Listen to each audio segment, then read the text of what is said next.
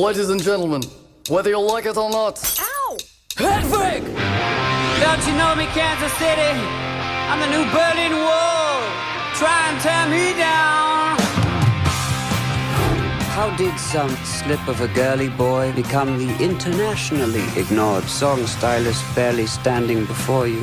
Damn, handsome. I can't believe you're not a girl. Looks like we got some sugar daddies in the house. You could give me a cavity, honey. Now you're interested, huh? Inch, not itch. Intrigue. It is clear that I must find my other half. But is it a he or a she? Can two people actually become one? The dark turns and noise of this wicked little town. One day, in the late mid-80s, I was in my early late 20s. I never knew that woman before that night, and I never knew she wasn't a woman. I've got a sweet tooth. Songs exploded out of us. We were outgrossing monster trucks in Wichita. When it comes to huge openings, a lot of people think of me. If you've got some sugar. I had tried singing once, and they threw tomatoes. So after the show, I had a nice salad. Thank you, ladies and gentlemen. Thank you, both of you.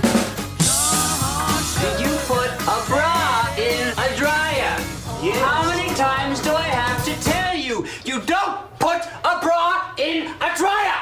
It warps! Okay, everybody. Put on some makeup. Suddenly I'm this punk rock star. And I'm never turning back.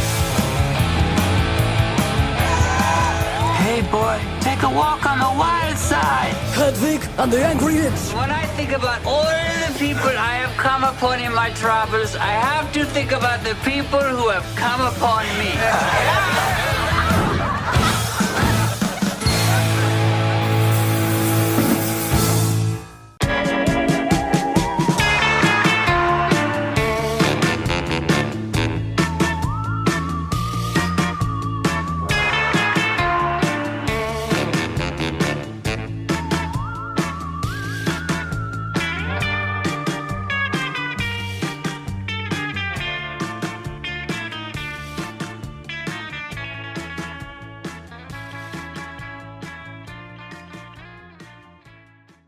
And welcome to the Cult Cinema Circle podcast.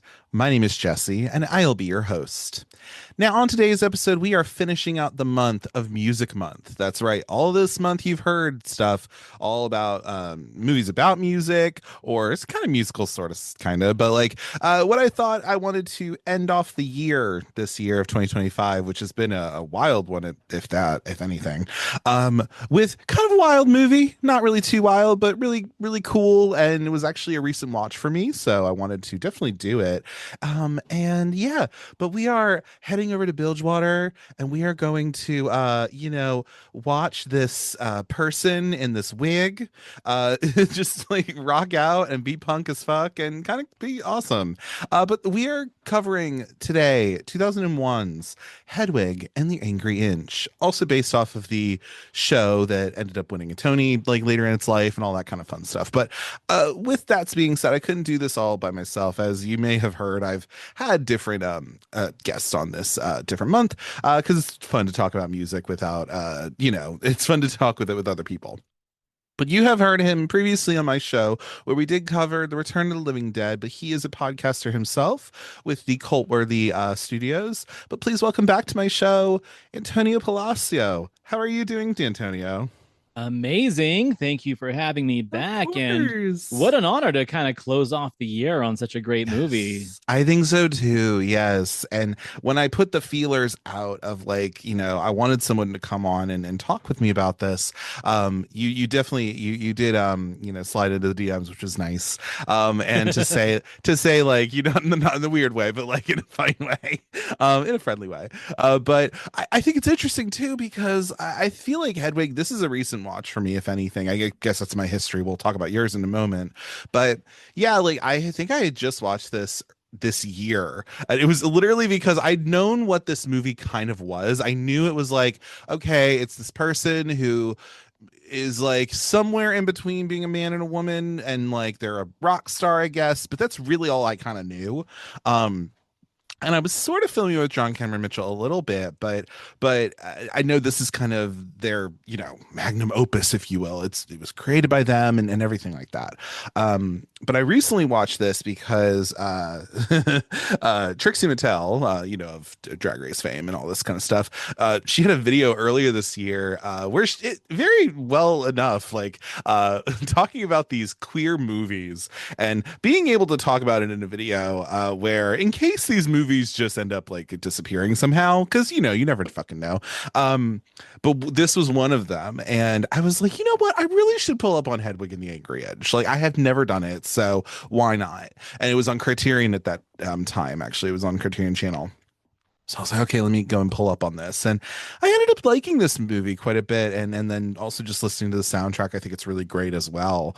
And I just think, like, I totally understand why there are plenty of people who may not like this movie, maybe, or have different feelings about it. And I'm sure we could talk about that a little, but like, also, I think generally, like, people really get into this, and yeah, I just think it's like, it's a cool little movie. I actually bought the Criterion collection of it, like the little Blu-ray, which was nice, because I was like, I should probably just have this.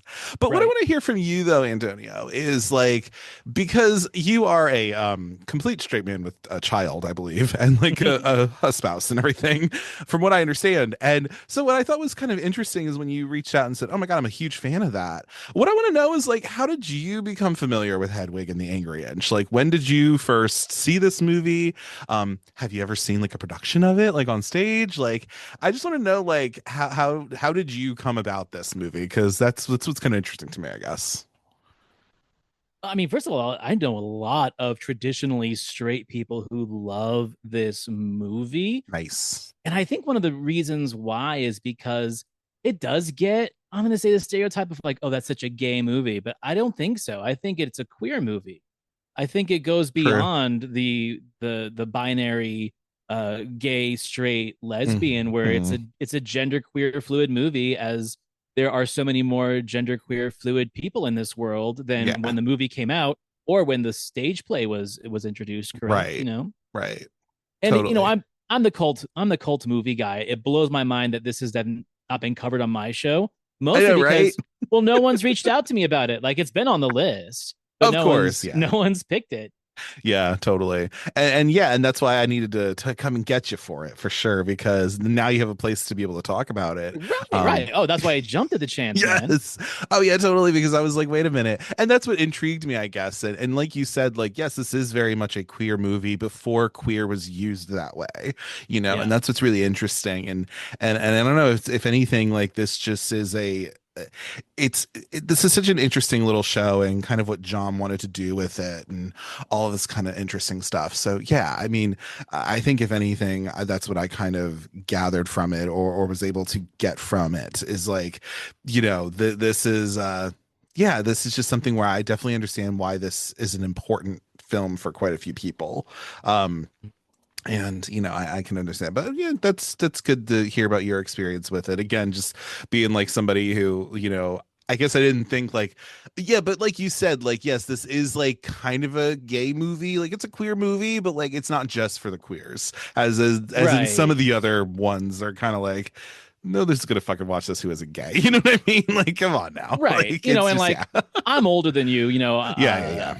So when this came out on stage in the 90s, we definitely heard about it. I think I was like maybe 17 or 18 when it was off Broadway. And how I got connected with this is the fact that, like, I'm not sure if we talked about this before on your show, but it is kind of like I'm not gonna say a miracle. That's a bad way to put it. It is astonishing that I did not come out to be a homosexual or queer person based on my. I don't think we mentioned it, but like, I definitely was kind of like, I don't really know your. Yeah. I grew up in the theater world. I grew up in the dance world. I grew up in like the film world. You also grew up, if I'm not mistaken, in Salt Lake City, Utah. So that was a whole other story. Correct. I mean, like, anyone that's on Dancing with the Stars right now, I pretty much grew up with. Like, actually, like, I'm not like kidding. The Huffs and the Del Grossos and the Doxies. Yeah, like they were all. I'm not surprised about the gays either. Like, we all know. Oh yeah, right. Come on. Let's be real. And so like yeah, most of my friends that I grew up with Right. ended up in that world and gay, and somehow I did not. Yeah, but I was immersed in that totally. world. Like, when you're a theater kid, you are immersed in what the theater is doing. Even in the middle of Mormontown, USA. Especially in the because Totally. the closet here, dude, is thick. It's thick. Yes. I mean, I will take your word for it. Because yeah, I can, but that was what was interesting to me. I'm glad you said it, I guess, because I was just like, I mean, listen, like that happens, man. Like sometimes you don't, but yeah, no, and it's still cool, I think, if anything, that this movie can still speak to somebody who isn't of this experience. And we'll talk about it as well. Right. So yeah, it's just I don't know, it's just really, I don't know if it's a prescient type movie really, but it's definitely something where it was really actually crazily ahead of its time in a way, which is kind of cool. So I mean, think about it yeah. this way: like 96-ish, Rent is the thing, right? It's a popular thing. Yeah, it's the big bad Broadway thing that's changing because it's not typical, right? It's not typical, and I think it brought up a lot of feelings in people. Like people would watch or listen to Rent and be like, "Am I gay? Yes, I think I might be gay." Right? Right. I'm not going to say that this is the antithesis to that, but it was kind of like, let's say, the lo-fi basement underground cover band of Rent, right? I would agree. Come out a couple years later, and then when it came out in 2001-ish on film, yeah, people were already saying, "Oh, well, this is the Rocky Horror of this generation." Yes. Now, first of all, I mean, I'm wearing a Rocky Horror shirt right now. You can't see it. It's just like I was the Rocky Horror kid, right? Of so course. I'm like, let me see for myself. Is this the Rocky Horror of the generation? Because how can you be? I'm not going to say it was, but I will say it definitely spoke to the same part of the brainstem that Rocky Horror did for multiple generations. And then when people said that, what the fuck, Repo, the genetic opera was, I was like, no, it's not. That's trash. Like, no, listen. Oh, compared to Rocky Horror, it's trash. But it kind of is. I appreciate there's Darren people Lynn that Bousman. like it, right? Yeah, sorry, Darren Lynn Bousman. I just don't really like that movie a whole lot. Doesn't mean all of his output's bad, but I'm just saying, like, I just wasn't into that really. But yeah, but I definitely remember seeing that as a like a teenager and stuff for sure too, like Repo. But yeah, no, you're totally right. I think this is, for a lot of people, this was that thing for them, because it's not your typical musical, and also it was very much like something that was very personal to John Cameron Mitchell. It was very much something where, I don't even know if he could have expected that like this would have become what it would have become. So yeah, I think that's really interesting.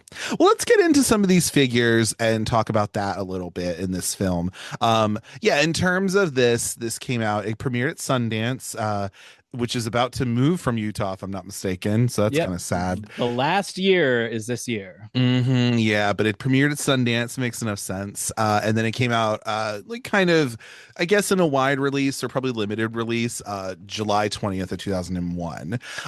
So that kind of also informed something as well because of when it came out as too. I actually just heard on the Criterion on the Criterion Collection, they have this conversation where they bring all the people back to the Jane Hotel where they did the show at, and John actually said, like, one of the things that people after 9/11, especially because this is right before that and right after it, I think all the movie theaters were free in New York, like, apparently, and so people had seen this movie probably because of that too, because it was still in theaters because it just came out. So that's kind of interesting too, but like maybe also that kind of helped too, because now people just want to, like, they have a lot of feelings to think, right? Like there's a lot to be thinking after a national tragedy like that. And so to try and escape into something and or trying to like think more of your life or try to think of what is my meaning on this earth actually, right? I think that's something too. So I just thought that was interesting. Yeah. It comes in 92 minutes, so it does not waste your time, which is nice. I do like it. It comes in, gets in and gets out. Budget of this movie was about $6 million, which I guess would technically still be kind of low budget, but like on the higher end of low budget in a way. I mean, it was a New Line picture technically through Fine Line Features, which I always think of. It's not completely the gay version, it's not the gay one, but they have definitely done some gay movies for sure.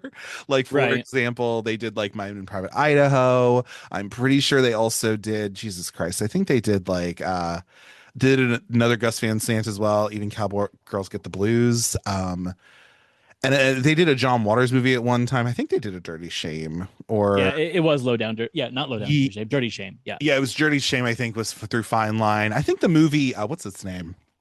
I think it was what is it? It's Trick, which I covered on the show before too. Pecker. So a lot of John Waters movies like that would be in theaters. Like they think those were through Fine Line. So I always kind of think of Fine Line as sort of like the, you know, I feel like they would do weirder movies. Like I think they did a lot of like some of the whatchamacallit, some of the Lars von Trier movies they would do, Hedwig and the Angry Inch, a couple of things like that, along with also killer films. I don't know how familiar you are with killer films, Antonio, but I'm also fascinated by them too. It was founded by Christine Vachon, I believe, and Pamela Koffler. But a lot of those movies that came from killer films, which this is a co-production of with as well, those are a lot of like Todd Haynes movies. So we got like his original movie Poison, but then also like Far From Heaven, and you know, pretty much all of his stuff. Like if you're a Todd Haynes girly out there, but they also did like Mildred Pierce. They did like his version of Mildred Pierce. I mean, they did some of like Larry Clark's movies a little bit, like Kids. They also did Safe, which is Todd Haynes. Velvet Goldmine, which it's so funny because I was thinking of Velvet Goldmine for this month as well. And then I was like, wait a minute, like now that I know that these were produced by the same place, like Killer Films, I was like, okay, this makes sense. But it's like It that all adds up. it all adds up because I was like, wait a minute. And then watching like, and then seeing like, you know, Party Monster and like 1 Hour Photo and a couple things like this. Boys Don't Cry was another one that they produced. Like, you know what I mean? So it's very much like I kind of understand what's going on here in a way where I'm like, oh yeah, they just did May December. That's another thing they did as well. So this makes total sense. I mean, obviously it's Todd Haynes' movie. So, but yeah, I just thought like, you know, that is already going into this, right? So I thought that was kind of interesting as well. But yes, it was distributed by New Line Cinema. So, you know, Bob Shea was like, yeah, do it. Why not? Which makes enough sense to me. Yeah, and then in terms of like the box office and all that stuff, so we do have a little bit of that. It made 3 million domestically, made about 576,000 internationally for a grand wide total of 3.6 million. So kind of, it maybe didn't do good financially, quote unquote. I don't think this movie was ever going to do good financially, quote unquote, because this is not a mainstream movie. Even if you say like, hey, like, I think it transcends just a queer audience, which is kind of nice. It was never going to break to the mainstream. You know what I mean? So that makes enough sense to me. I feel like it kind of shares the same kind of pathway that Donnie Darko did. Sure. People did not discover it in the theaters. It was a word of mouth. It was a grower. It was the lender. You know, back when people had VHS and the early days of DVD, it's like, oh, you got to borrow this because you couldn't find this at a Blockbuster or a Hollywood Video in Utah. Probably not. It was a rough find. So you had to know someone who had it or bootleg it, whatever. Which again, like Rocky Horror Picture Show, it adds to that mystere, right? Where the popularity hits a couple years after the fact. I would agree. And then even some of the things that were in the theaters as well. So like at number 1, Jurassic Park 3 had just come out. I'm not the biggest Jurassic Park person, so I don't know which one that is, but it's the third one, I guess.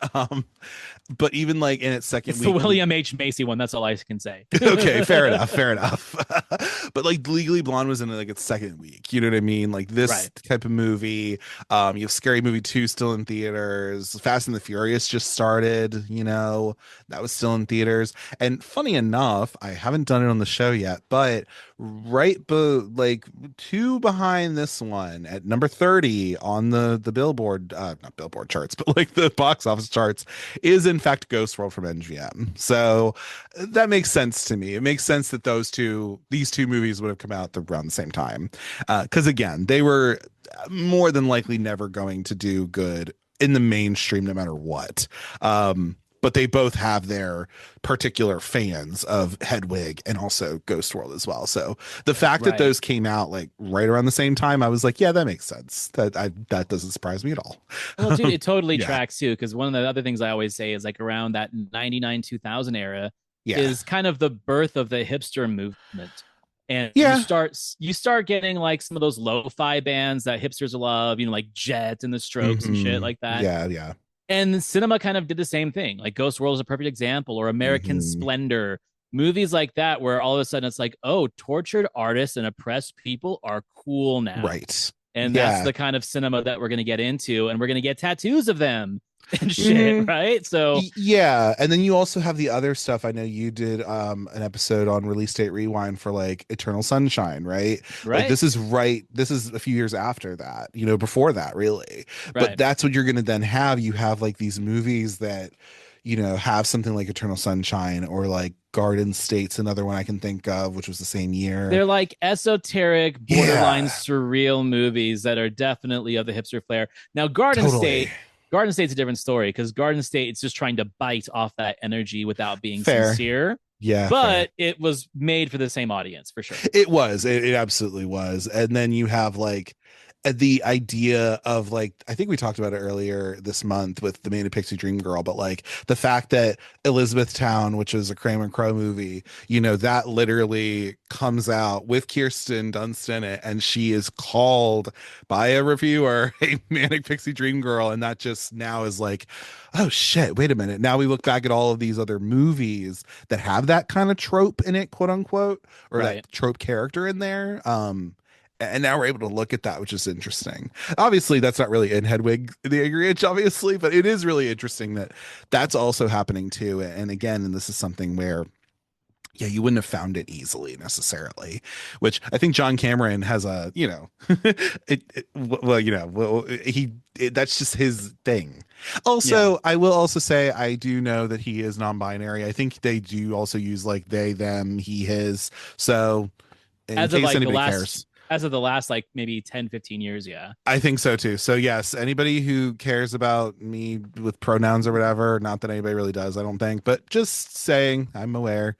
So there's that. Yeah, he still uses him, he, him though, but I think it's just more so, which again makes so much sense to me, because the fact that him and Stephen Trask are pretty much both non-binary, I'm like, yeah, that doesn't surprise me whatsoever. Not in a bad way. It's literally like, yeah, no, this doesn't shock me whatsoever. So it's like, why wouldn't you have been? Like, I guess, especially if this is something that's boiling inside of you, in some way, and you get it out on theater. You know what I mean? Well, I mean, it speaks to the, let's say, non-binary androgynous nature of glam rock with Ziggy Stardust and Lou Reed. New York Dolls, this is kind of like the child of that, and in a way it's represented more, and I'm going to say in a political fashion because of the story for sure, but that's definitely where the whole idea comes from. I mean, I think David Bowie even produced one of the stage versions on the West Coast when it came out. He got he understood what it was. Yeah, totally. And it's again like, just like how it's so funny to me. Like, I do think like I think what would be, I feel like I thought this before, but like a good double feature. It's because you're on my show, Antonio. That's why, because you like double features. I love double features. I think a fun double feature would be this, and also Velvet Goldmine for sure. Now that I know that they were produced by the same people, like kind of sort of, and like having that, and again, they're musical type of things going on. It's just, and they both have that kind of influence of like the glam rock of the late 70s into the 80s, but we're not getting into the LA grime yet. Do you know what I mean? Like there's a certain, yeah, you have the Iggy Pops, you have the all of the stuff going on, and Hedwig is very much like inspired by that. So And both amazing soundtracks, like the really Velvet good Goldmine soundtracks. soundtracks, like in my top 5. It's so You know. good. It's so good. Yeah. Let's talk a little bit. We already talked about the critic consensus pretty much because that's literally what they said. But it sits at a 92 from the critics. It sits at a 93 from the audiences. And yeah, I think like I don't really know if I would necessarily put this as a Rocky Horror movie. I think this is trying to do something a little different. But I see the comparison though. So I think the reason that. why people say that is because people are so thirsty for another experience like Yeah. Rocky Horror. Yeah. And in my opinion is like, well, then just watch Rocky Horror. Like, just watch that. Just watch that. You don't need to have a new Rocky Horror every 10, 15 years, just like you don't need a Jaws. Yeah. New Jaws, who cares? Yeah. Like, watch the original Jaws. You're not going to do You can just better. do that, right? And Right. it's just like it's never going to work like that when it's just an imitation, So Agreed. it's not going to work really very well. Anyway, but yeah, let's talk a bit about our cast and our crew. We can talk about that. So this is very much John Cameron Mitchell's movie. They directed it, they wrote it. It's based off of a stage show that they did.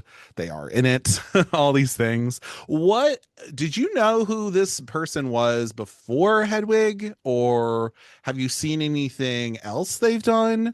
I want to kind of know about that if you have any sort of like experience.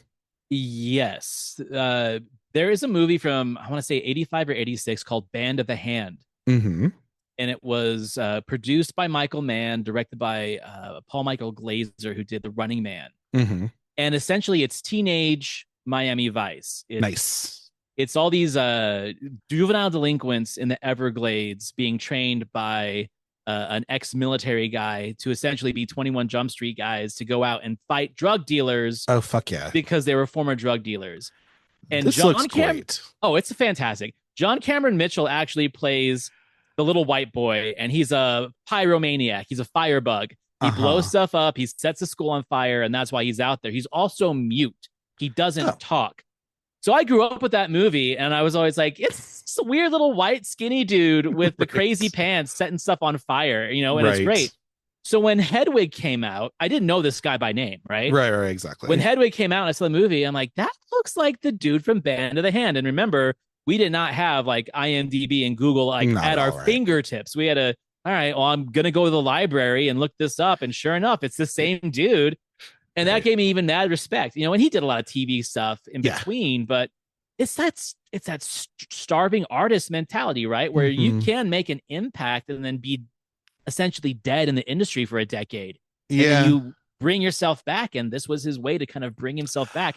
I don't even think he was trying to make a movie. He was like, okay, well, no, movies didn't work for me. I'm going to do this piece from the heart. We're going to do it in fucking off Broadway and in these little diners and cafes like in the movie. And it turns into that. And now he's a director. Right? Yeah. And he will ever be known as this person who created the show, and this is his character, Yes. Lauren Holly's also in that movie you're talking about, and Larry Fishburne, bitch. Okay.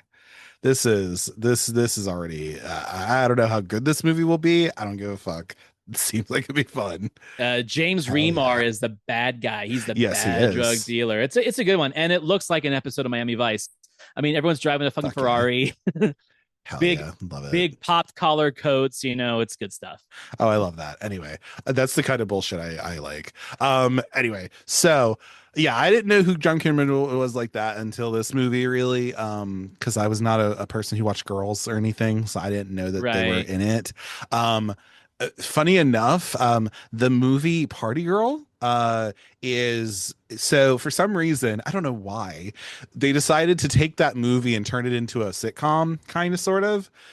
And he plays the gay friend in it, who I think is supposed to be, I don't remember who he was in the movie, but like I don't think he was Guillermo Diaz. But either way, he plays like the gay version to Christine Taylor's Mary, who was in there. And I was just like, and you can find this all online, by the way. It's all on YouTube. Yeah, I've watched part of it. I'm just like, okay. And I love Christine. We love Christine Taylor in this house. We love John Cameron Mitchell in this house. But I was just like, why would this be the movie this indie movie is going to be the one that's going to be a little sitcom. Why are you thinking that? Like, what is that? All right. I was just like, okay, I guess. Like, I don't know. That made not much sense to me, and it also didn't do anything really. But either way, that is another thing he was in. But yeah, and then it wasn't long after that. I think he was working on Hedwig during doing like the TV stuff he did here and there, so that's kind of interesting too, for sure. And also, I will say I have not seen Rabbit Hole or anything. I feel like that's a theater piece turned into a movie. But I have watched Short Bus from 2006, and everyone, you should go watch that movie. It's really good. There's like unsimulated sex in it, and like it's about people's feelings and being in New York and all this stuff, and it's really fucking cool. So yes, everyone go watch Short Bus, please. I dig Short Bus. It's so good. Not just for the like you said, the controversial unstimulated sex scenes. Yeah, I mean it's got one of the coolest sex montages of any movie as an 100%. opener, right? Yeah, absolutely.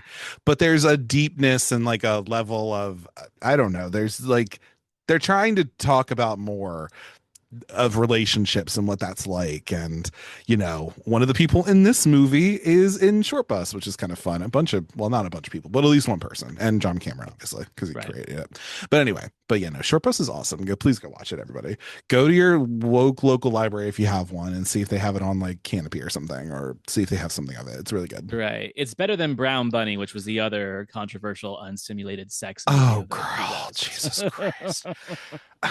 Poor Chloe Sevigny. I'm glad that she's doing all right. Yeah. I don't know how I feel about Vincent Gallo because I have not pulled up on his movies, but I don't have good vibes. I don't know. Anyway, whatever. We'll see.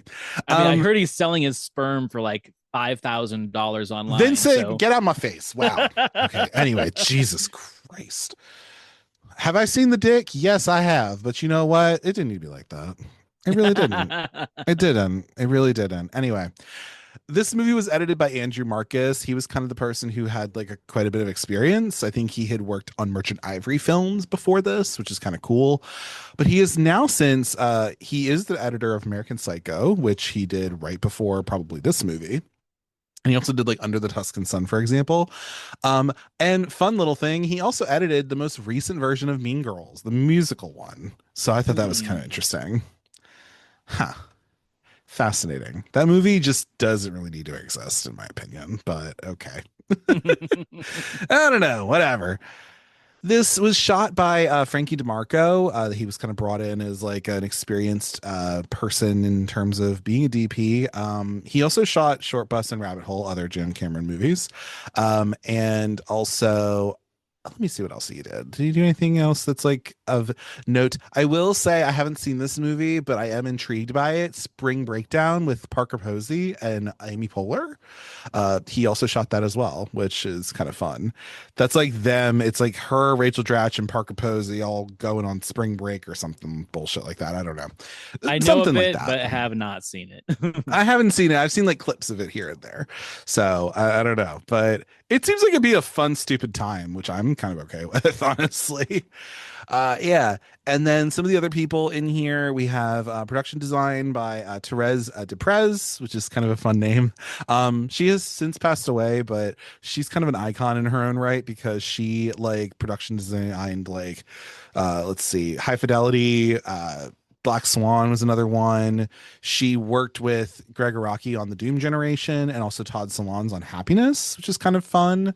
And yeah, just kind of doing these different things as a designer. So I thought that was kind of cool. And I was like, I feel like I know that name or whatever. And then I was like, oh yeah, she did the Doom Generation. So she's responsible for the production design of that movie that is kind of makes it really stand out, honestly. So, and I'm surprised she didn't work on other films with him. So, but either way, that's that other Podesta lady who did a lot of those. So that's kind of correct. Fun. Yeah, who just did Black Phone 2, I think, and a couple of other things. But yeah, Patty Podesta. Yeah, Don't you love like I don't know about you, Antonio, don't you love that when you're like a podcaster like this and you just like find out the most random things about these different people and you just know like, oh yeah, that person did that, right? Like it's just because you look it up or like you just find out these things. And you do the rundown and also like Oh listening my to other people's God. shows. Like, oh yeah, I missed that in my research and they found Oh it. right. But Yeah. also, like, there is the whole thing of like, okay, well, I can't always trust Wikipedia, so I never really turn to it. Right. It's like someone could just be talking out of their ass, but Hmm. I will trust IMDb's credits, of course, because that's usually verified. And generally, I will also deal with Letterbox because that's what I'm looking at right now. And generally, it's the same thing as IMDb because Right. I mean, at least industry professionals technically use IMDb. They use IMDb, so because of reasons. So that makes enough sense. But Stephen Trask, this movie looks amazing. Like while we're it on like does the look really whole good. the while we're on production design and art direction and things like Yeah, that, for $6 million, this movie looks amazing. It's really well I lit. know. The costuming is fantastic. Not Uh, Oscar winning, but Oscar Not winner. Oscar winning, but I mean, it does have a lot of throwback to Adventures of Priscilla, which was an Oscar winner for Oh yeah, costumes. And yeah, I think Cameron Mitchell looks Arian. amazing. Yeah, I think Ariane Phillips, I believe she did win an Oscar at some point. Because I think she did like something. I don't know. Tell me if I'm wrong, everybody. I don't know. But Well, I know she did. I know she did Once Upon a Time in Hollywood. she did. She did. She might have won for So that she actually. might have won for that because again, great costumes as well, especially like the period piece stuff. But Oh, totally. Yeah. She's really great. I've seen her stuff before. She also did like back in the day, she did like what did it, oh, she was nominated for an Academy Award. Okay, for four of them. Good for her. Um Walk the Line. Oh, she did Walk the Line. Okay, Walk the Line. Once Upon a Time in Hollywood. She did not win, but she, was in the running. And also A Complete Unknown. So she was just in the news or just nominated last year. So good for her. Good for he her. loves those And musical biopics, apparently. apparently, yeah. And but yeah, so we love Ariana Phillips. She's great. Um, yeah, she also did like Girl Interrupted and like The Crow, I think she was a part of. This makes a lot of sense to me. It Yeah, does. totally. That makes a lot of sense. Anyway, she's great. But yeah, Stephen Trask, yeah, he also did the movie. He did this movie, obviously, but he also did like Little Fockers, which is I think the sequel to Meet the Fockers, if I'm not mistaken. It's the third one. There you go. Something like Yeah. that. Sure, let's go with that. But also like Lovelace with Amanda Seyfried. He also did that. And then Sex Drive as well. So doing some things like that. And then also you can find a bunch of information about Hedwig and the Angry Inch on the little documentary they did, which is also on YouTube, by the way. It's called Whether You Like It or Not, The Story of Hedwig. And it pretty much is, I guess it was a featurette on the DVD or something like that, but it's now been ported over to the most recent Blu-ray. But it is a lot of cool information about like how did this show come to be and what happened with it and all that kind of stuff. So I always think that was kind of cool. But yeah, is there anybody else you wanted to shout out on like the production side before we get into like our cast or anything like that? No, I think we covered like the real. I mean, everyone's important on a movie set, but Totally. what makes this film, apart from the performances, is the music, Yeah. is the cinematography. The editing is great because it is like very musical music video editing, Mhm. and it works. There's something to be said about editing a musical film where you're almost composing with images. Like Yeah, the totally. flow is so important. I think that's really good because we've seen it done very poorly. Mhm. I was just talking about it today with someone, that movie Rock of Ages, Oh, which yeah, I think yeah. is dog shit. And that's one of the main reasons. Is like they don't know how to cut it as a Right. musical. And Yeah. this is a masterclass in how to do it. It's good. Oh, also shout out to the animator of this movie who did Oh, a yes, bunch of the absolutely. animations. Emily. I don't remember her last name, but yeah, she was fantastic. And again, she just kind of got plopped into this because again, just the thing of like, oh hey, I like your designs. Like, would you like to do this? And like, okay, yeah, sure. So there's that. In terms of our cast, we don't have that many like notable people in it like that. Like I said, one of the Korean wives that Hedwig has as her backup band. She's in Short Bus. She's like the sex therapist in that movie, which is fun. Sunyin Lee, I believe, Sukyin Lee. But then also we have John Cameron Mitchell, like I said. We have Miriam Shore, who plays Yitzhak, who is a woman playing a man's part, pretty much. We then have Stephen Trask as one of the people in the band as well, which is fun. And then the other people who I guess had been in things before like this would have been Andrea Martin, because obviously we know her from like Black Christmas. We know her from the other Black Christmas remake. My Big Fat Greek Wedding Oh, is that probably where too. people you don't need no meat, you know. I think it's where most people. But Yes. SCTV, man, like she was an I mean, SCTV yeah, original. like that's her. Yeah. She's the, yeah, like anybody. She is that like she worked with. She grew up with like Catherine O'Hara, Eugene Levy, John Like Candy people. how she wasn't in an episode of Schitt's Creek blows my mind. Is blowing my mind because like what? How in the hell how did that not happen? But anyway, it's fine. But yeah, Andrea Martin's an icon, and so her character in this is so fucking weird, and I kind of love her. And then also the gentleman Michael Pitt, who, you know, he is going through it, baby. He is going through it in his own life, and he's made some interesting choices in terms of his own career. You know what I mean? Like, how do you feel about Michael Pitt? What are your feelings as a queer gentleman, as a queer dude? How do you feel about Michael Pitt? Because I feel like, especially in the 2000s, like with the Dreamers and stuff like that, I feel I don't want to sound offensive to anybody, but Michael Pitt to me has always kind of like given me that gay for pay vibe in the films that he's done. Yeah. And I feel like there's like a disingenuous nature to it. And that's always been my problem with him. You know, I don't know how I feel about the guy. He always gives me a bad feeling. I love the movies he's in, right? Like I do like The Dreamers. I do like Delirious. And I even liked his stint on the Atlantic City show that Martin Scorsese did. Boardwalk Empire. Like I do like these projects, but I always just given a bad feeling when Michael Pitt's on screen. Yeah, I feel you on that because I didn't really know who this man was for a minute. And then when I was unemployed for a few months and I was watching Dawson's Creek at like 3 a.m, he came up on my screen because he's in Dawson's Creek. That was one of his first jobs he had. Right. And I was just like, who the hell is this? Like, I wonder who this is. And then he has like a little storyline as well because he's dating Michelle Williams in the show. But I don't know. I also feel you. Like like there's some cool stuff that he's been in. Like I do, you know, I think Funny Games is like a good movie. It's him and Brady Corbet being just evil, you know, and all that. But like, he's always given me like I don't know.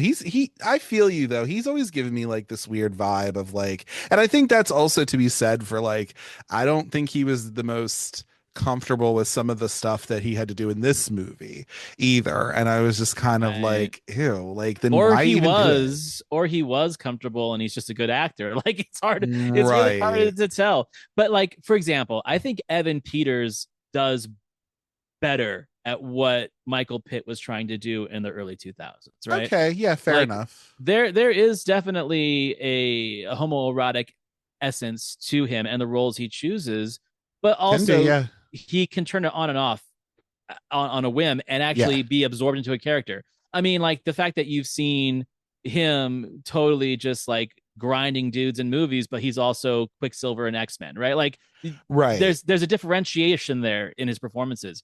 Michael Pitt doesn't seem to have that. Like, I feel like he does. He brings with him the weirdness into every role, and if that's your lane, man, good for you. But it doesn't translate well from project to project. I can agree with that for sure. Yeah, because it's almost like you want somebody who, if they're going to do that sort of thing, like, you know, there's a reason why, like, I mean, The Dreamers I have seen, and I have not seen Imam Tambien or whatever that is. I haven't seen that yet. But like something tells me I'm gonna like that one more than maybe The Dreamers, because I'm like, I feel like I'll believe it more than I believe The Dreamers, unfortunately. Even though Eva Green's amazing, but like, you know, there's part of me where I'm just like, okay.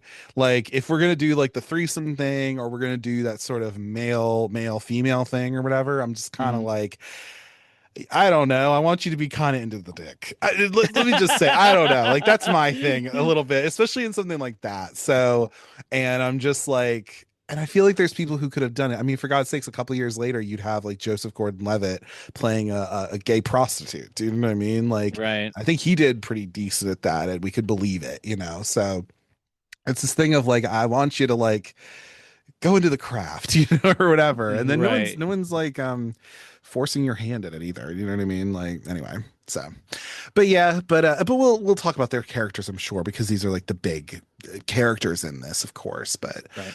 But yeah, so yeah, in terms of like, I guess our story, I mean, if we had to give like a basic elevator pitch, right? I guess if you had to give a basic elevator pitch of this movie, Antonio, what would you say? I like the way that it kind of starts with telling the story in a song, Yeah. right? The opening song, like "Born on the Other Side of a World Split in Two," essentially, Hmm. it's a metaphor not only for what was going on with East and West Berlin Yeah. being torn in half, but it's also a metaphor for Hedwig's sexuality and life, right? Right. Right. It plays on both levels, and all the songs are deep like that. I think that's one of the things I would tell people if they watch this: do not ignore the Hmm. lyrics because the message Yeah. is in the lyrics. Right. And essentially that's what it is. He's a young man born on the wrong side of Berlin, Yes. American GI father, which we are led to believe there is assault going on. I think Right. they took the high road of how they portrayed that and not having to show anything but the suggestion of it, especially through the mother's performance. Hmm. So that essentially builds who he is growing up and why he is confused, Right. living in a world where he doesn't belong.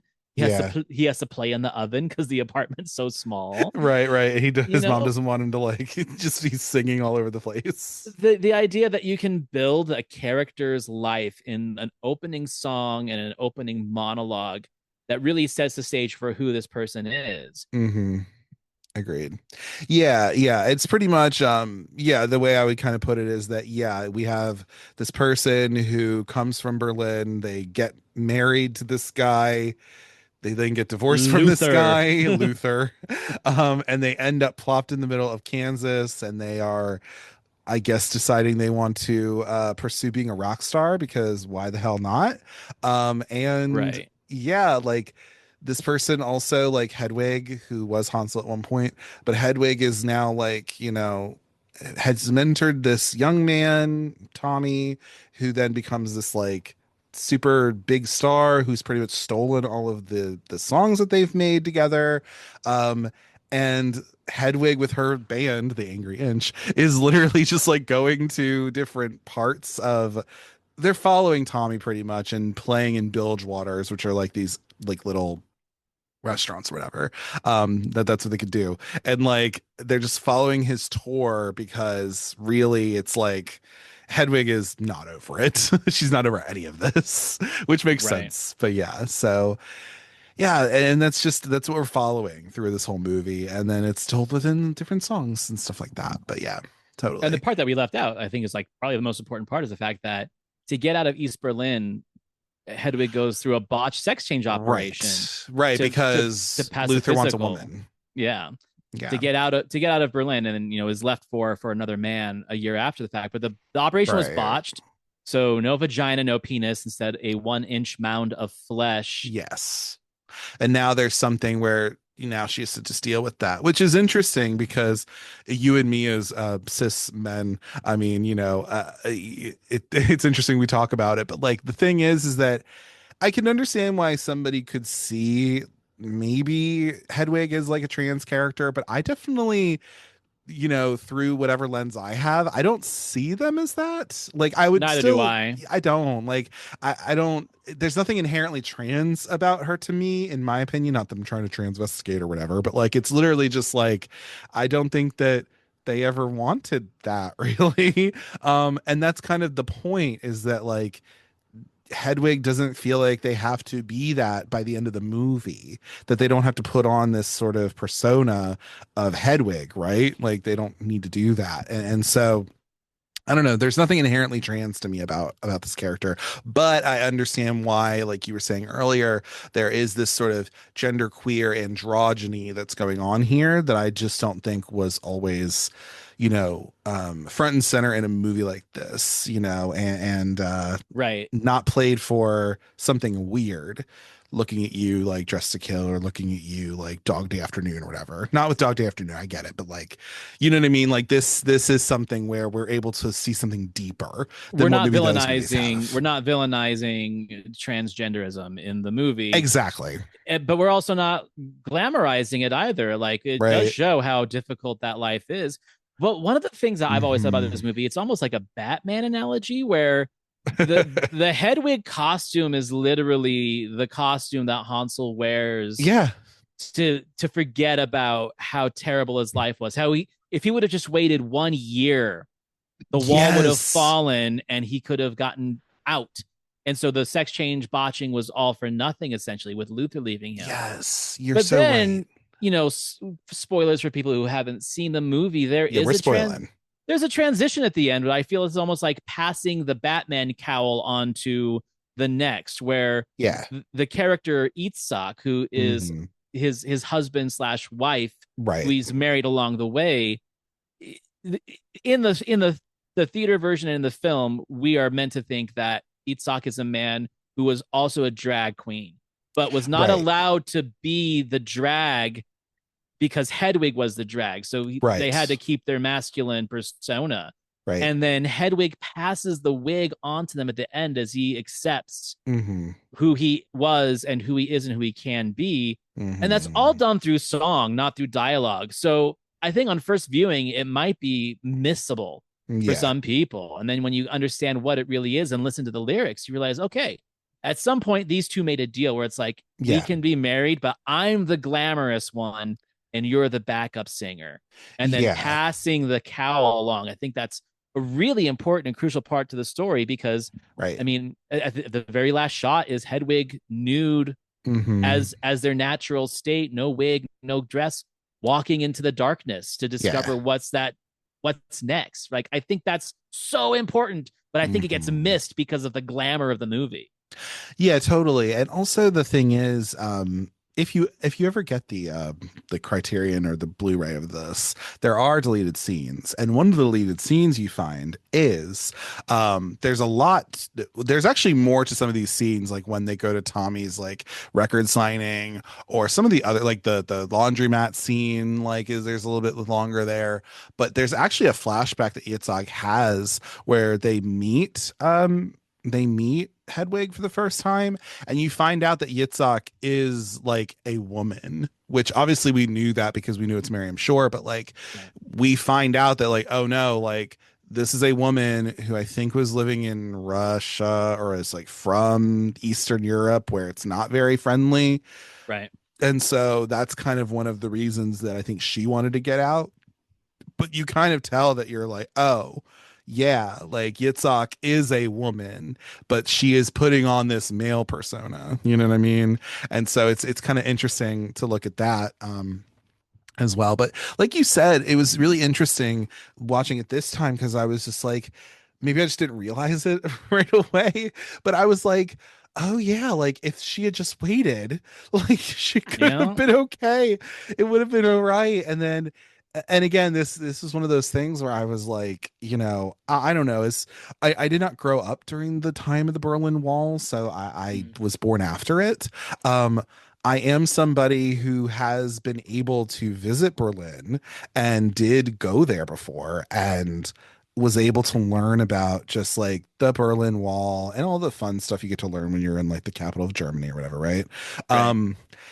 But even getting to like I went to a political prison that's in East Germany. It's still in East Germany. And just getting to kind of see what they were doing or where they would hold people and imprison them during this time too.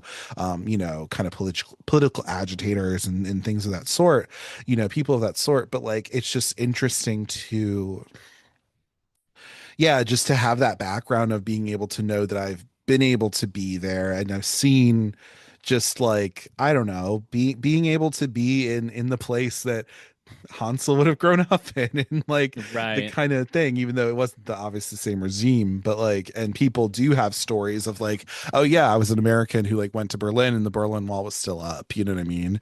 Or you watch fucking like Procession or whatever, and you're just like, yeah, that's because the Berlin Wall was still up, like, you know. So this is just adding to the atmosphere.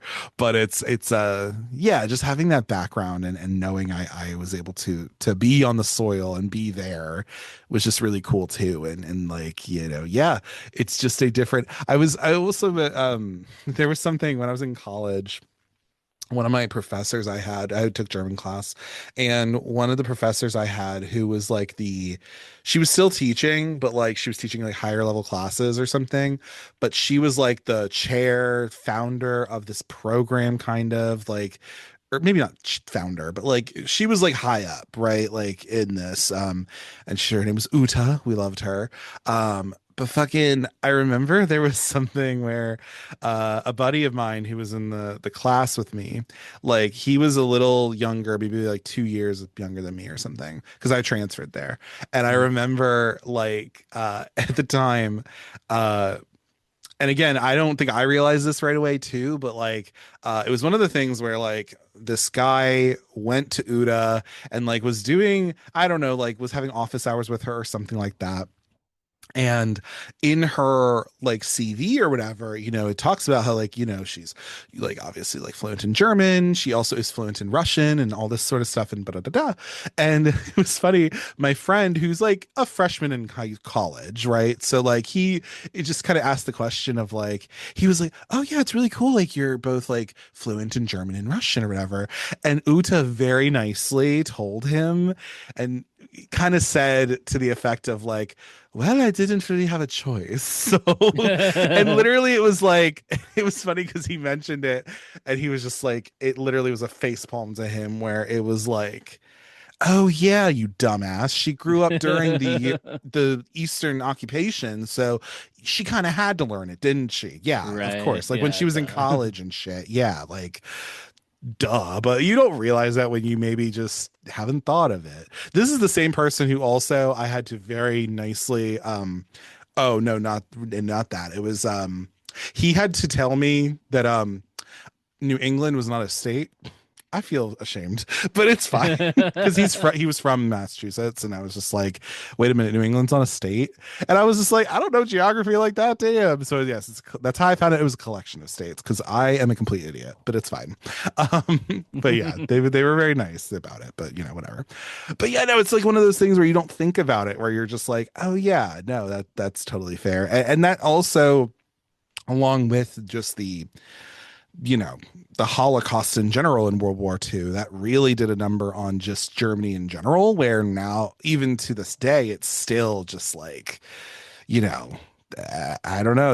I don't know if there's a collective guilt or anything. I don't really know. German people, tell me maybe if you want to, but like, there is always the understanding that like horrible things have happened because of people who were in power in our country, and we cannot ever let that happen again.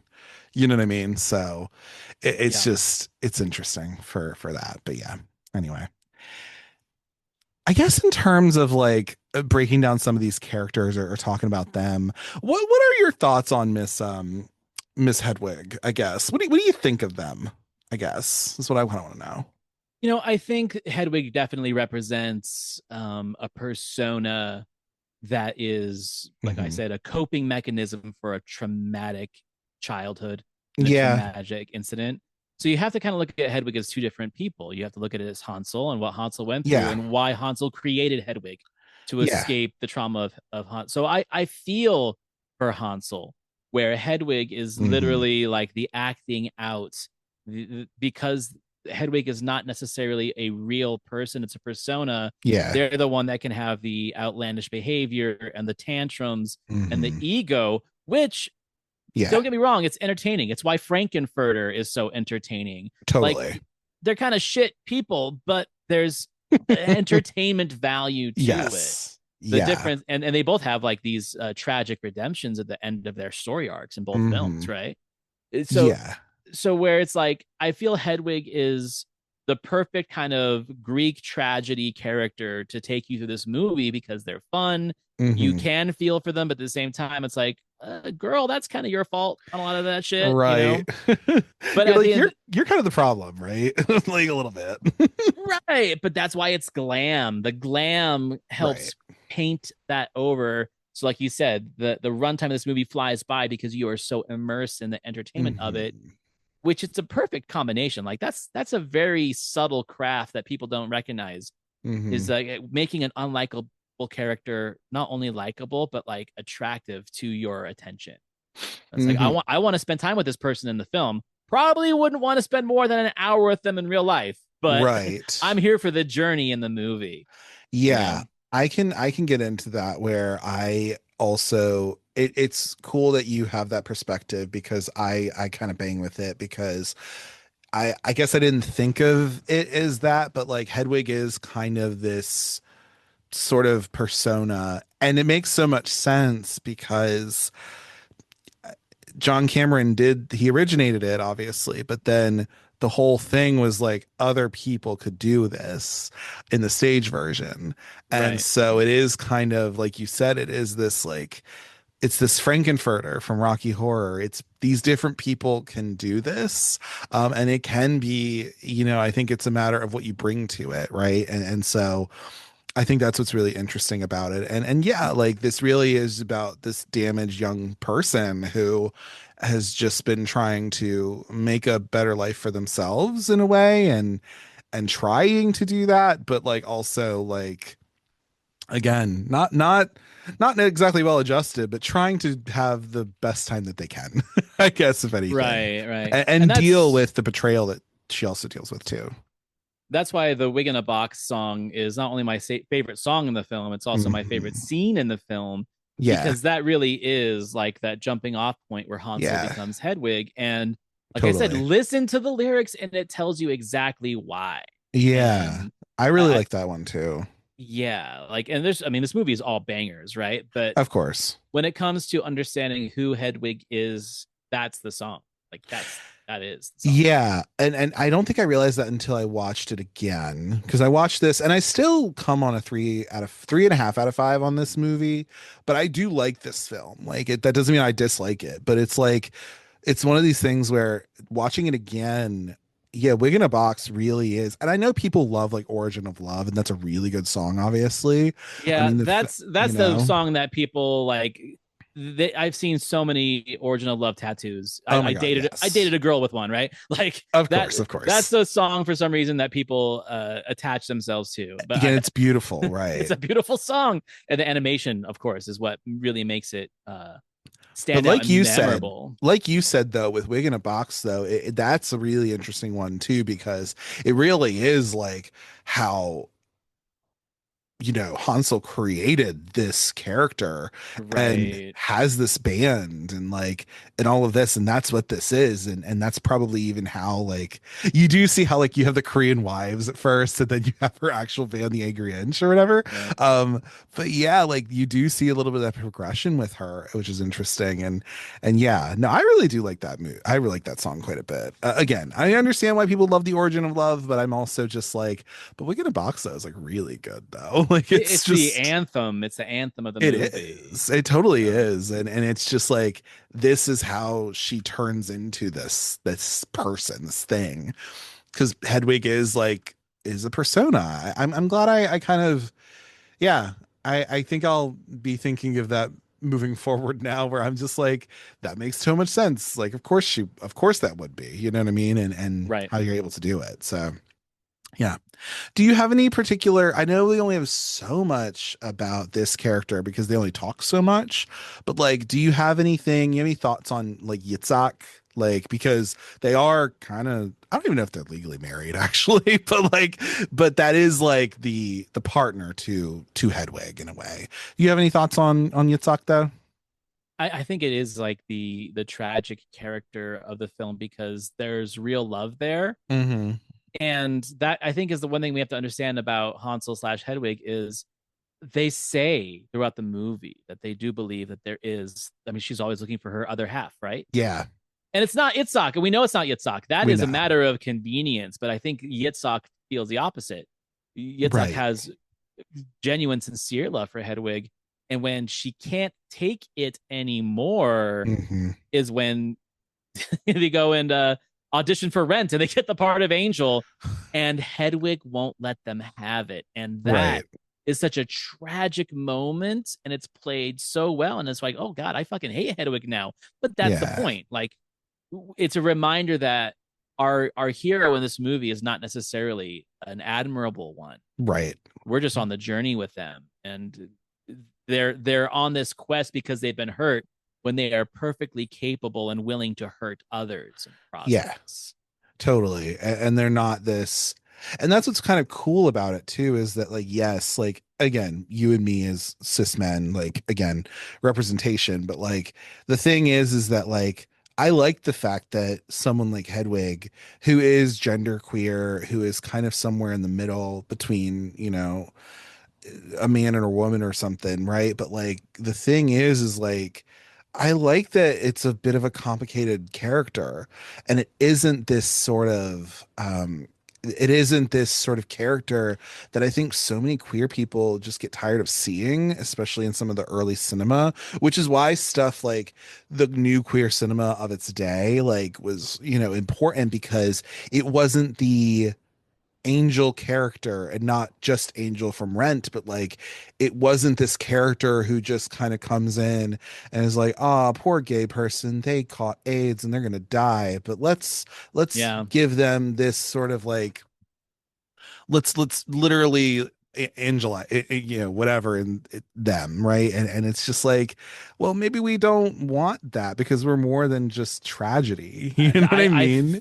I think it's so respectful to Cameron Mitchell and Yeah. Trask to not make this an AIDS allegory. Like, they don't even really talk True. about it at all. And for a queer film of that era, I mean, I guess they're like, okay, well, Rent killed it for all of us, so I we're know. going a different direction, you know? Yeah, but doing that, but also like it's a complicated character, and it's not just, It doesn't need to they're- ride the piggyback of the It doesn't. AIDS epidemic to make a movie that's about or make a genderqueer character. people. Yeah, Exactly. Yeah. or make a character that is like, I don't know, it's interesting, and because at least you have a queer person behind this who had made it.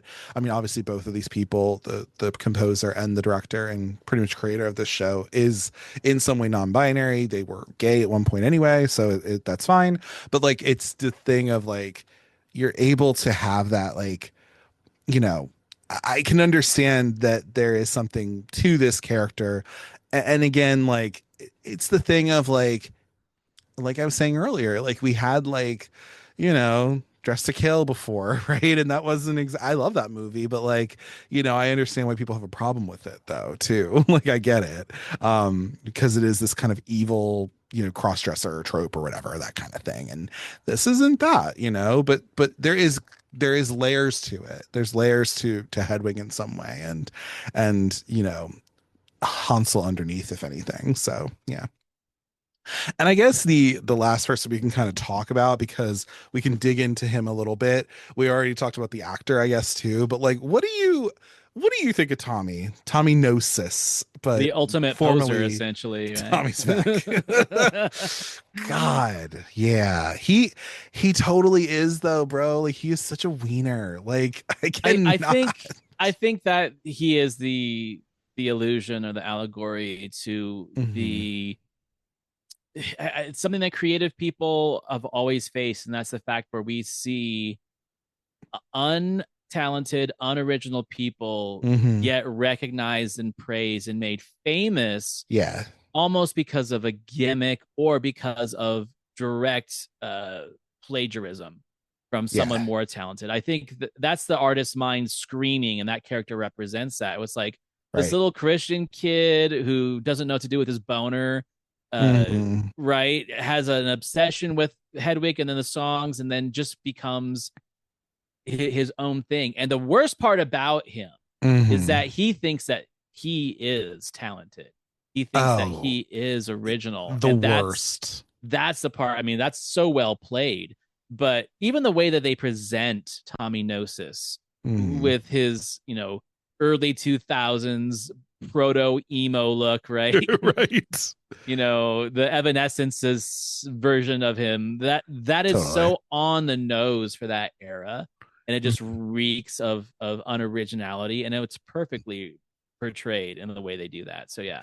Yeah, totally. He's just like, he is that kind of ultimate poser. He is this just like, and that's the thing, is that like he is somebody who I don't even think he realizes why he's fucking famous. You know what I mean? Like, but people are just telling him, like, oh yeah, like you're this thing or whatever, or you're the hot thing, I guess now. And it's just like, but he doesn't have actually any kind of real talent. Whereas Hedwig, yeah, like she does. Like, there is that, like, it's there. It's just like, people don't want to people only care about Hedwig after a while, after she gets caught with Tommy. You know what I Yeah, mean? exposing him. Right. Yeah. Exactly. So that's, nobody else cared about her before then. And then now people care. And then that's kind of the breaking point for her, because she's just like, well, now I have to just like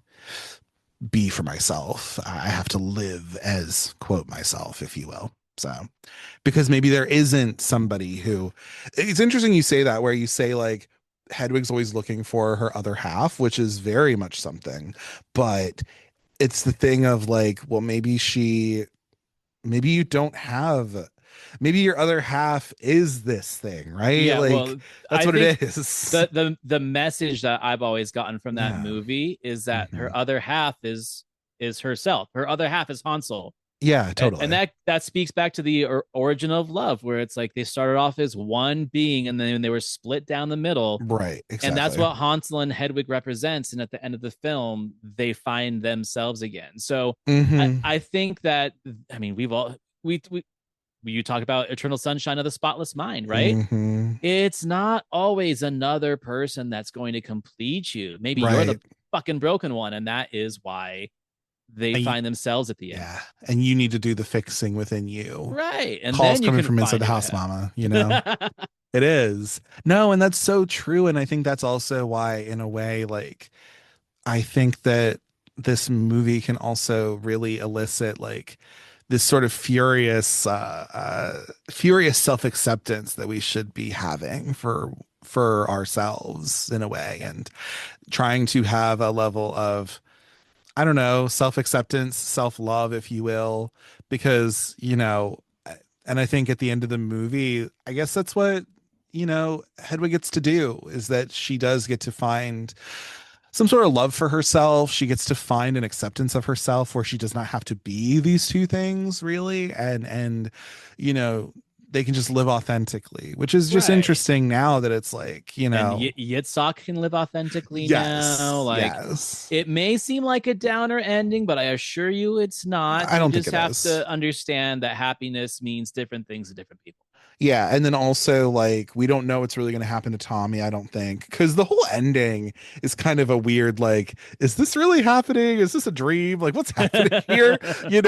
But like, if anything, like, yeah, but yeah, like Yitzhak gets to have their ending. We don't know what the hell happens to Tommy, and maybe that's for the best, because honestly, like, I don't even know what the hell's going to happen to him, and nor do I care really. Tommy's gonna end up like Michael Graves, the second singer Totally.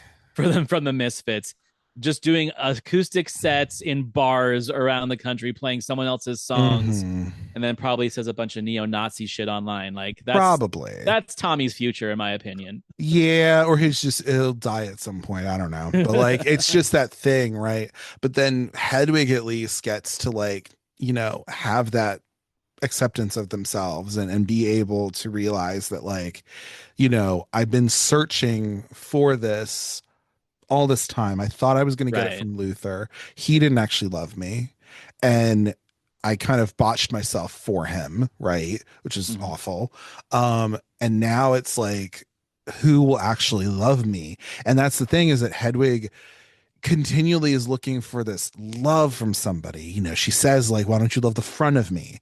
Which again can be something that people who are even of, any sort of gendered gender nonconforming, experience, or a trans experience of like, hey, if you're going to be with me and you're going to be with me romantically, sexually, or whatever, you have to realize that this comes with it, right? And so Yeah. like, you know, but she keeps looking externally for it, whereas that's what's kind of nice about this film is that it gets to be like, no, she then gets to choose herself and love herself finally and be able to kind of decide like how she wants to go out in the world. And it's just really interesting that like both Stephen and John have been able to, in the last couple of years, be able to identify as like non-binary, which makes the most sense for them.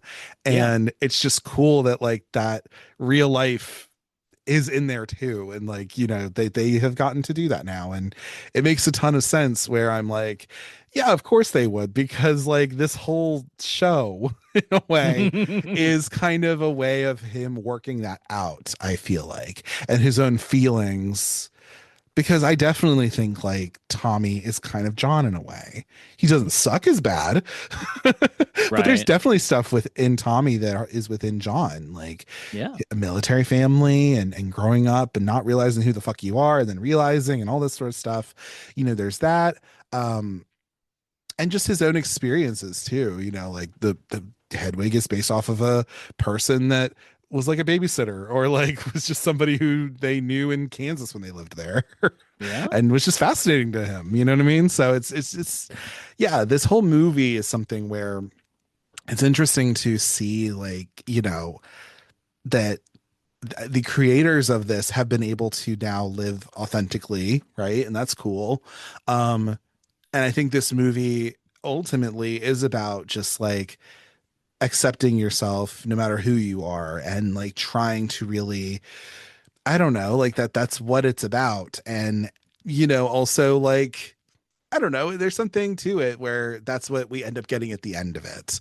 And the rest of it's kind of fun too. Like it really is just like kind of Hedwig wanting to be petty LaBelle, you know what I mean? Which is fine with me. I love a petty person sometimes. Especially a character like this, because they kind of are, but like you get to see like what's going on with that. And then also too, like it was funny to me, like I think I was watching, what was I watching? I was watching an interview with John, and it was another, or I think it was who was it? It was some person, I think it was Jess Rothschild. You probably find this somewhere. Please go look for it, folks.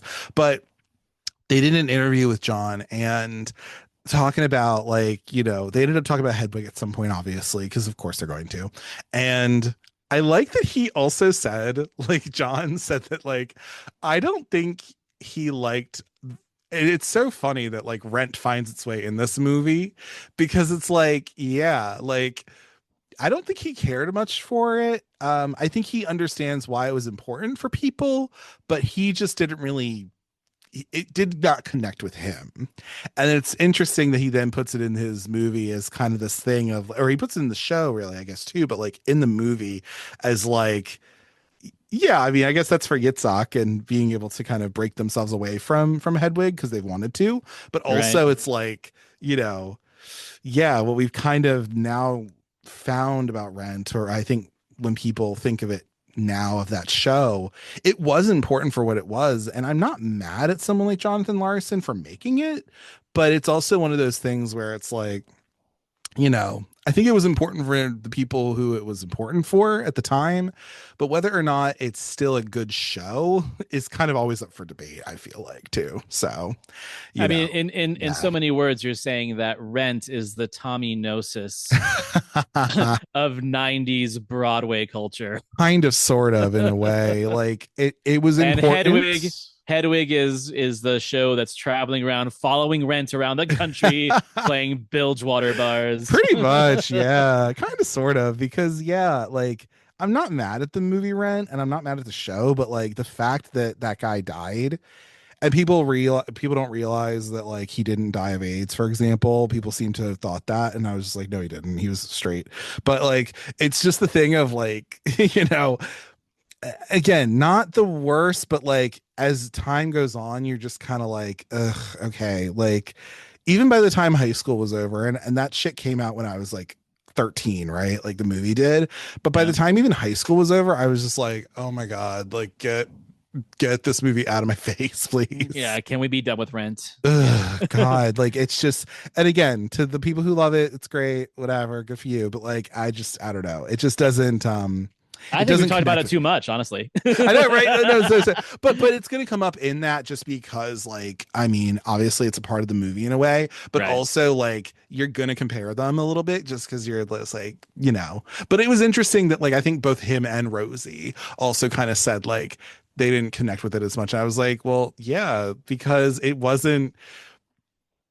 Yeah, because it wasn't. It's like it's not the Friends of it, but like Friends is not what New York is, right? Like it's not what New York City is. Like, okay. Right. But people have this idea that it is. And then Rent is like, that's not what the East Village is. That's not what this artist's life was. Right. So why are we trying to like, you know, anyway, that's a whole thing. But yeah, I don't know. I think like if anything, I don't know what you have in terms of any closing thoughts on this movie, Antonio, and I'll let you share. But yeah, I think this movie, it definitely is a cult film. I mean, it kind of has to be in a way. Right. But yeah, I mean, I guess what are some kind of closing thoughts that you have on this movie as we start to wrap it up?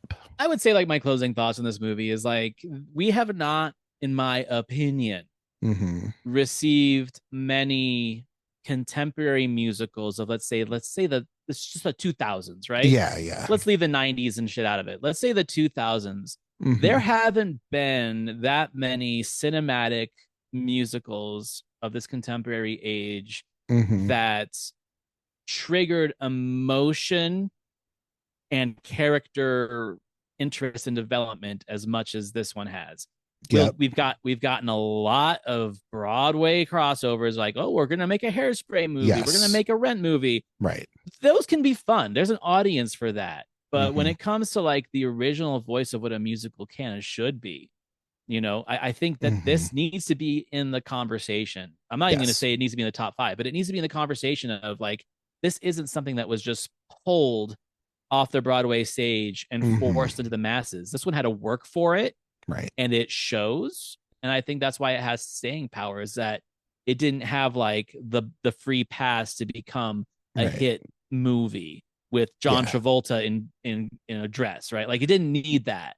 Yeah. It worked, and it used its actual heart and strength and message as Mhm. its ticket to, let's say, cult stardom, because it didn't make a lot of money, but Yeah. people know what this movie is, and I think that's important. Yeah, this literally was like popular in like Japan and Korea, which I thought was really fun and cool.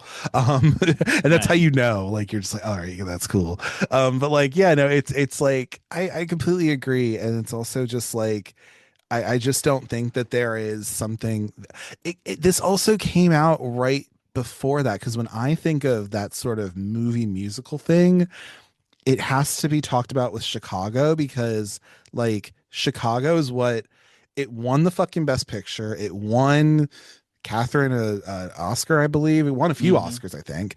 And so like then it's a matter of like just like how I think we talked about before, not you and me, but like on the show, like when the Texas Chainsaw Massacre remake came out, it was like, bitch, we want to also make $60 million. So Here's a House of Wax movie. Here's another Friday the 13th. Yeah, 100%. Here's this. And so this movie and this show happened before that ever happened in movie musicals. And that's why I think it is this interesting piece that has to be talked about. Because honestly, as well, I do not think some of those even bigger budget movies, they don't have the same heart necessarily as this does. They're not doing the same thing. And of course they're not doing the same thing, I guess, but like it's this thing of like, you know, that's why this one is still staying around, and this one it's still pretty universal and does not have John Travolta doing a really bad Baltimore accent. It's all fun. You know, it's just I don't know if I dislike that remake necessarily, but I'm definitely like, okay, all right. Yeah. It is what it is, you know. Like right, exactly. But yeah, awesome. I think that brings a close to Hedwig and a close to the show of this year. Because again, this is our last episode of the year, so there's that. Yeah, but Antonio, it was so nice to be able to talk to you about this movie, get your perspective on it, and it's always nice to talk to you in general. But please tell my listeners, tell them about your show if they don't already know about it. What do you have coming up for the new year, if anything? If you want to kind of sprinkle something there, I'd love to hear about it. Absolutely. Well, so my main show is the Cultworthy Cinema Podcast. It's 5 years old. It'll be hitting its sixth year in the next year. I've got a bunch of guests lined up as always. We'll get you on the roster. We always try to get at least one appearance a year from one of us on Oh, each hell of the yeah. shows. Try to. We try to, absolutely. And then my other show is Back to the Balcony, which is my Siskel and Ebert retrospective show where my co-host and I critique the critiques of Siskel and Ebert of movies that they reviewed in the 70s, 80s, and 90s until Gene Siskel's death. And so you can find both of those wherever you find podcasts. You can find them on YouTube and find me at thecultworthy.com for links of all my podcasts. So yeah. And it'll all be in the show notes below as well. So there's Thank you. Of course, yes. And then if you want to follow my show, you can do that on, Instagram and like Blue Sky on Cult Cinema Circle. And if you want to send me a professional email, you can do so at cultcinemacircle@gmail.com and all of that good stuff. Yeah. So we have all that going on. Please give, Cultworthy and myself, give us 5 stars, a 1 to 2 cents review. Go listen to some of our episodes, or just in general, some of the episodes. I liked the one, of course, I love the one we did, but also I like the one that you did with that nice young lady and you did your favorite sequels. I don't remember her name, but it was really, really great. Her name is HB Walsh, and she has a great blog about fantasy novels and Hell a yeah. podcast as well. That was a fun episode. I'm going to do a lot more So of those good. top 10 episodes in the new year. People Hell really yeah. seem to like those. So yeah, maybe I'll reach out to you for one of those. But also, listeners, go back and find the episode that Jesse and I did. We did Sugar and Spice and Switchblade Sisters as a double feature. And that was a hell of a good time. It was a good time. We got to talk about exploitation movie and then a teen movie. It was great. That's my bread and butter. So where you introduced me to the word himbo. Oh, I did? Okay, good. Yes, because James Marsden, absolute himbo in that movie. Fuck yeah. Yes. And so yes. So with that being said, we're going into the new year now. And so as you may have already heard from me, I am actually pulling back on the show a little bit. So you will not be getting anything in January because I'm taking a break. We need a break. Okay. But you will be getting episodes in February. Okay. And I will be actually pulling back to bi-weekly. So if you don't already know that, I did do a little episode earlier this month you should go listen to. It's like 2 minutes that I just tell you that pretty much. So yeah. But I think we'll have some fun stuff to do in this year though too. There's some fun anniversaries coming up. There's some other movies I want to talk about, all that kind of fun stuff. I have a fun Christmas thing kind of cooking in my brain a little bit. So, we'll see how that all goes. But yes. But as always, thank you all so much for taking the time to listen to the Cult Cinema Circle podcast. And I will catch you all on the next one. Take care, everyone. Bye-bye.